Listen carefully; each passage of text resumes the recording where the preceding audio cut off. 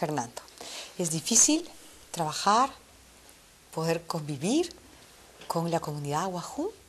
No, absolutamente. O sea, a ver, acá hay varios escenarios, ¿no? Básicamente creo que son tres los escenarios, ¿no? Es el sector privado, es la empresa, es el Estado y es la comunidad, ¿no?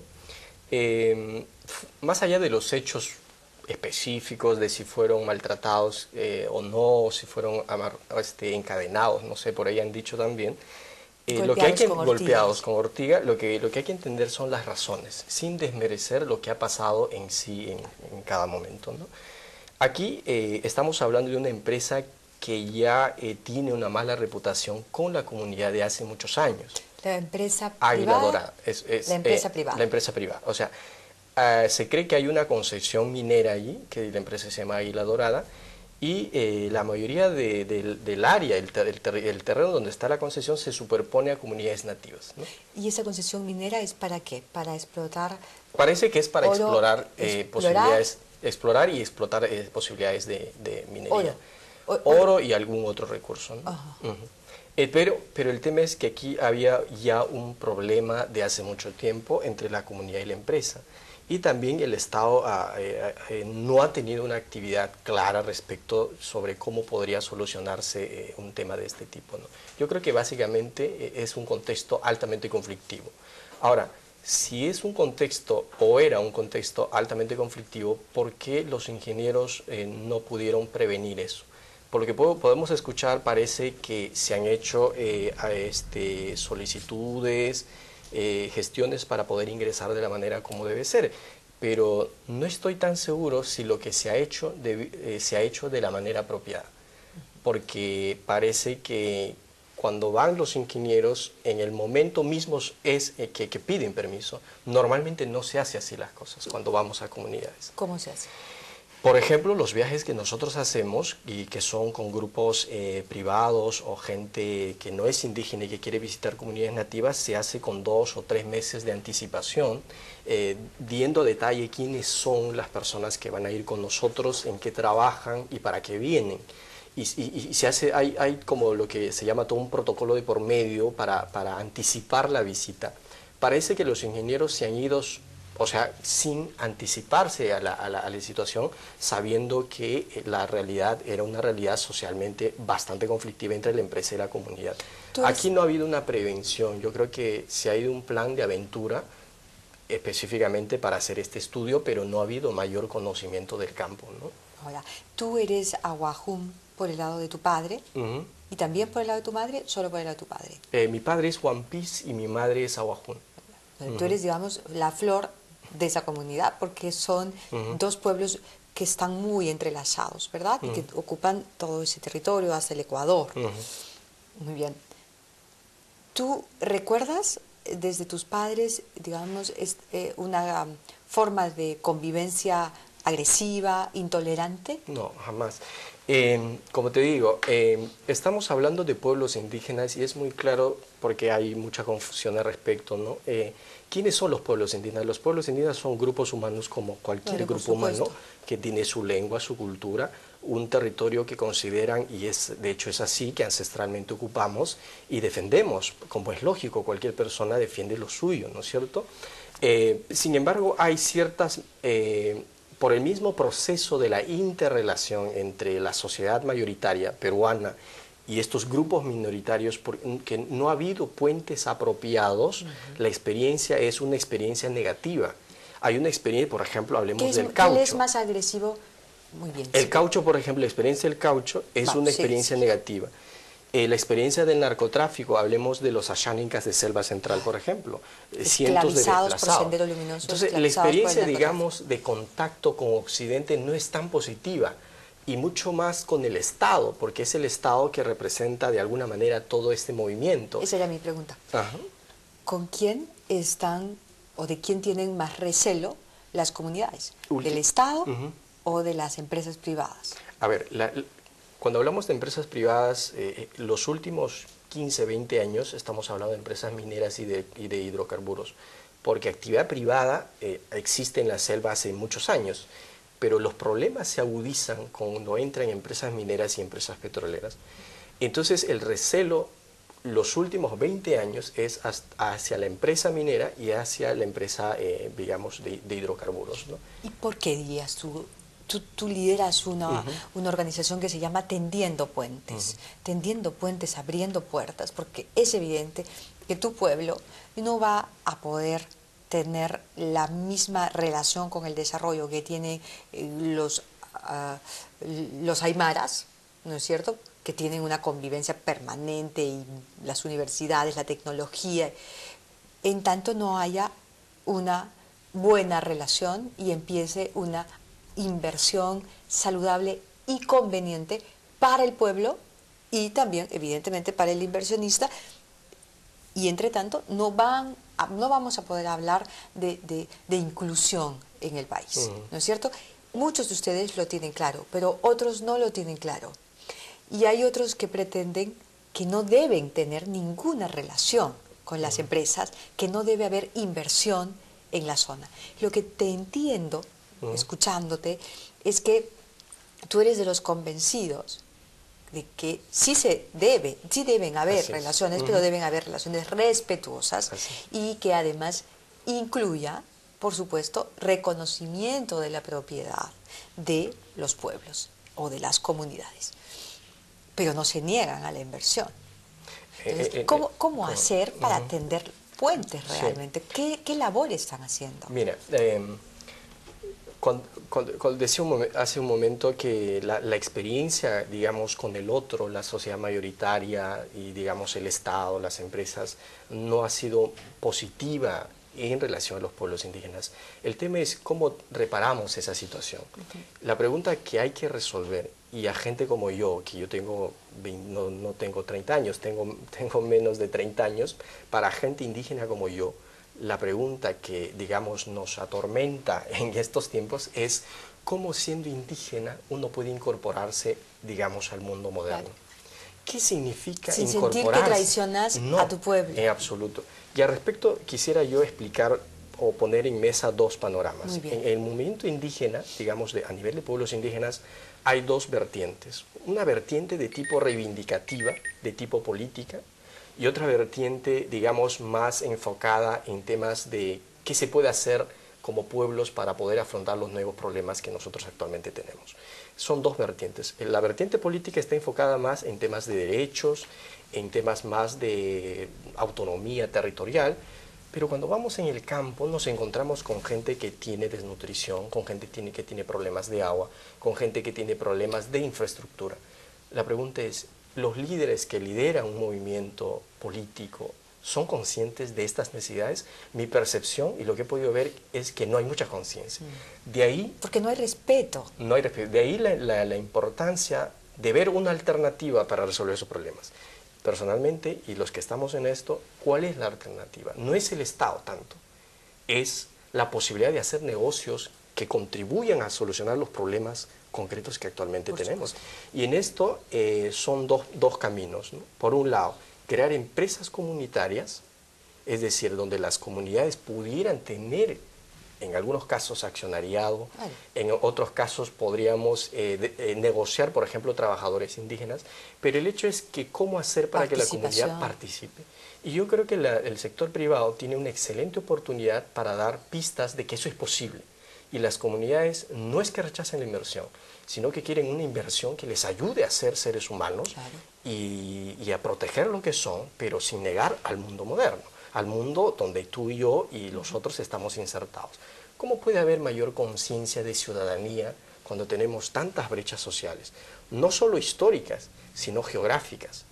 Entonces la posibilidad de hacer acciones conjuntas conllevaría a una integración para realmente también los indígenas podamos sentirnos peruanos, porque en el fondo somos peruanos, pero eso se tiene que materializar. Y la forma de hacerlo es propuestas específicas sobre educación, infraestructura, acceso al mercado. Cientos de indígenas siembran cacao y no tienen un mercado apropiado donde vender sus productos. Y las necesidades cada día son mucho más grandes. Yo creo que ese es el reto. ¿Y la empresa privada no se ha manifestado? La empresa privada no se ha organizado, por ejemplo, en el tema del cacao. El tema del cacao, que es un producto rentable, que es un producto que está cotizado en el mundo, que, por ejemplo, organizado el milagro en San Martín. No ha habido una empresa privada que se haya acercado a los campesinos, a los nativos que siembran cacao. No hay muchas experiencias con pueblos indígenas del sector privado, con comunidades. Tenemos algunos casos en turismo y en madera, pero son casos bastante preliminares. Con Tendiendo Puentes, que es un poco la organización y el proyecto donde yo trabajo, buscamos acercar a empresas de distinto rubro. Podrían ser, bueno, madera, cacao, turismo, podrían ser sector hidroenergético, podría ser sector minería, sector petróleo, pero con un enfoque distinto, donde las comunidades realmente también se sientan empoderadas económicamente. Pero el sector privado... las comunidades quieren ser socias. Así es. Y eso, desde ahí tiene que partir la premisa. Desde la empresa privada tiene que saber que se va a asociar con las comunidades. Si eso y el fuera Estado así, tiene que respetar esa asociatividad. Si hay eso, nosotros estamos caminos a lograr eso, porque no estamos logrando todavía eso. Porque recuerda que la manera como históricamente nos hemos visto, indígenas, empresario, Estado, ha sido bastante distante, no ha habido esa comunión de intereses. Entonces, dado los últimos conflictos sociales, lo que ha ayudado los conflictos sociales es a decirnos, ¿y ahora qué? ¿Cómo solucionamos el problema?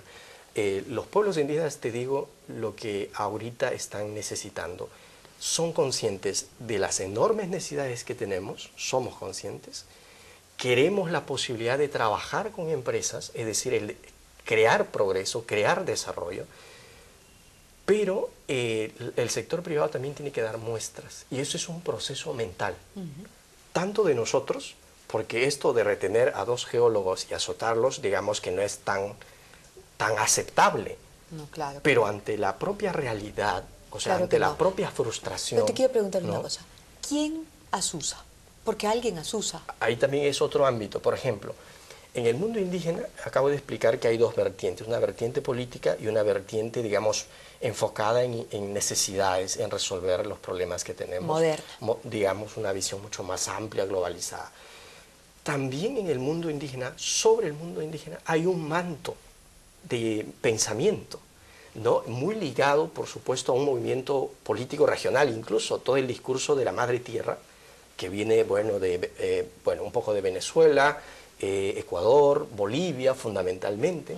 En Bolivia y en Ecuador las nuevas constituciones... El comunismo. No es tanto el comunismo, es más bien una visión del orden social de estos países que más o menos haga respetar las tradiciones. Es una mezcla, es un matrimonio muy especial. Pero llaman el hecho así ahora. Se llaman así. Ahora, esa tendencia, o sea, esa vertiente también tiene algunas expresiones en el Perú, y en el mundo indígena un discurso de ese tipo se ha impregnado los últimos 5 años. Claro. Y eso es un peligro. ¿Y por qué? Y me gustaría llamar la atención sobre eso. Cada vez que nosotros hacemos viajes en comunidades, hablamos de estos temas. ¿Qué es un indígena? ¿Es un estancado en el tiempo o es un ser humano como cualquiera que está dispuesto a convivir con el resto sin negar lo que es suyo? Yo soy consciente de esta posibilidad. Es posible ser nativo y vivir en un país con todo. Pero por supuesto. Pero los mantos ideológicos que existen sobre los pueblos indígenas, un sector, un gran sector, con muchos recursos y con mucho poder de influencia, quieren hacer vernos de que los indígenas son indígenas estancados en el tiempo, una especie de museos que hay que visitar todos los domingos. Buenos cuando salvajes. Los grupos humanos somos grupos humanos y estamos en constante dinamismo. Entonces es bueno aclarar eso y decirlo como debe ser, porque nosotros los verdaderos indígenas y gente joven como nosotros, como yo, pensamos que lo que hay que hacer es crear un sistema de relaciones en temas económicos y en temas sociales donde la convivencia sea posible. En temas materiales, que las comunidades pudiesen ser accionistas de los proyectos, que jóvenes indígenas pudieran emplearse con el proyecto, y eso el sector privado, para que esto se pueda dar, también tiene que contribuir. Felizmente ya hay indicios. Por ejemplo, se está creando la nueva sociedad de hidrocarburos. Hace unas semanas hemos tenido una reunión con gente miembro de esta nueva sociedad y hay una disposición a trabajar. Esto es un buen indicador Claro que sí. de que realmente las comunidades, pueden ser nativas, campesinas o las ribereñas en el caso de la selva, donde realmente hay que incorporar, es que no le rechazamos a la inversión privada. Hemos rechazado la manera como históricamente se han La dado las prepotencia. cosas. La prepotencia, la inconsulta. Oye, 30 años de proyecto de hidrocarburos y los pobres siguen siendo pobres. Claro. O sea, ¿es razonable eso? No. Pues eso es lo que rechazamos y eso es personalmente lo que rechazo y lo que quisiera o quisiéramos cambiar. Y debe darse, porque no hay otra. La otra es seguir con el relacionamiento histórico y que luego se vengan las protestas y las inversiones y La los otra es grupos sociales. regalarles el espacio y la vida de los nativos y el futuro de los nativos a los asusadores. Ese también, y ahí hay que Porque tener ese es cuidado. ese es un gran peligro. Yo tengo un video que lo hemos propalado aquí en el programa y está en internet, donde aparece la actual vicepresidenta del país, la señora Marisol Espinosa, asusando, fue unos meses antes o 2 meses antes de lo de Bagua, a la comunidad de Lapu Sebelio. Y Marisol Espinosa les dice a los nativos que en Choropampa muere cada día una persona producto de un derramamiento de mercurio o de algo por el estilo que había ocurrido en la zona. Cosa que es absolutamente falso, una enorme mentira desde un político irresponsable, ¿no es cierto? Y entonces, evidentemente, las personas de la comunidad de Sebelio estaban absolutamente aterradas y cualquier cosa pudo suceder como sucedió en Bagua. Ahí hay que tener cuidado, es verdad lo que ha pasado, ¿no? O sea, en Bagua es o las otras protestas sociales, siempre hay como que fuerzas que están actuando alrededor. Yo tengo, o sea, acabo de mencionar esta especie de manto ideológico que existe y con mucho poder económico y sobre todo poder de influencia, tanto así que muchos de ellos se creen más indígenas que los propios indígenas. Tanto así que son los que, ¿cómo decir?, los que cubren los medios de comunicación, los que se sobreexponen, son como los expositores, los mediadores, los que hablan a favor o en reemplazo de los indígenas. Los últimos 40 años, hay que entender que cuando se fundan las primeras organizaciones indígenas, las organizaciones indígenas fueron apoyadas por organismos no gubernamentales, gran parte de ellas ambientalistas. Pero actualmente lo ambiental, que no está mal, o sea, proteger el ecosistema es bueno, pero en caso de pueblos indígenas, lo que se cuestiona es ese fanatismo, tanto así que es una sobreprotección excluyente, que excluye al propio indígena. O sea, que lo condena. Que lo condena, que está allí. Y eso personalmente me indigna, y los que estamos en una iniciativa de acercar a las instituciones, de crear oportunidades entre la gente, la rechazamos y tratamos de ir contra ellas. Actualmente, personalmente estoy liderando un proyecto, aparte de Tendiendo Puentes, que es esta institución que buscamos tender los puentes entre el Estado, la empresa y las comunidades para buscar oportunidades, un proyecto para que desde nuestros propios pueblos indígenas, en este caso jóvenes, podamos liderar un proceso con las cosas claras, sin interferencias de gente externa y con ideas extrañas, sino más bien enfocándonos en intereses de nuestros pueblos, porque somos conscientes de las enormes necesidades, los requerimientos que tenemos. Antiguamente nuestros pueblos, por ejemplo, se dedicaban a la caza, la pesca y la recolección. Hay zonas donde actualmente se puede cazar, se puede pescar, se puede recolectar, pero hay zonas, gran parte de las comunidades, donde ya no hay nada que pescar, no hay casi nada que recolectar del bosque. ¿Cómo esa gente ahora va a sobrevivir? Esa es la gran pregunta que personalmente me preocupa, y es lo que con esta iniciativa personal de crear una organización que pueda velar por los intereses económicos, tendría que afrontar, tendría que buscar resolverlo. Y eso es lo que nosotros tenemos que enfocarnos. Pero insisto, esto es un tema de tres. Es el Estado, es la empresa privada, es la comunidad, y es un proceso en el que todos debemos estar involucrados. Y donde todos deben tener la misma voz y el mismo voto. Así es.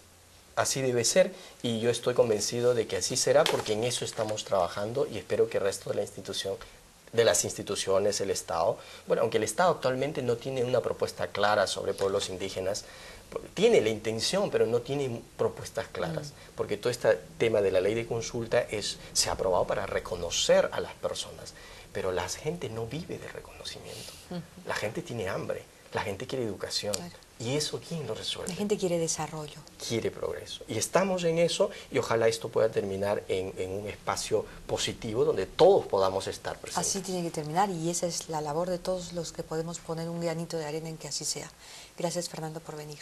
Gracias a ti. Extraordinario escucharte, te felicito. Eres un líder y eres un líder joven, o sea, eres una gran promesa. Gracias. Muchas gracias. Vamos a la pausa, regresamos inmediatamente. Vamos a conversar con el padre Guillermo Oviedo. Hoy es un día especial para la Iglesia Católica. Vamos a hablar con él sobre los muertos.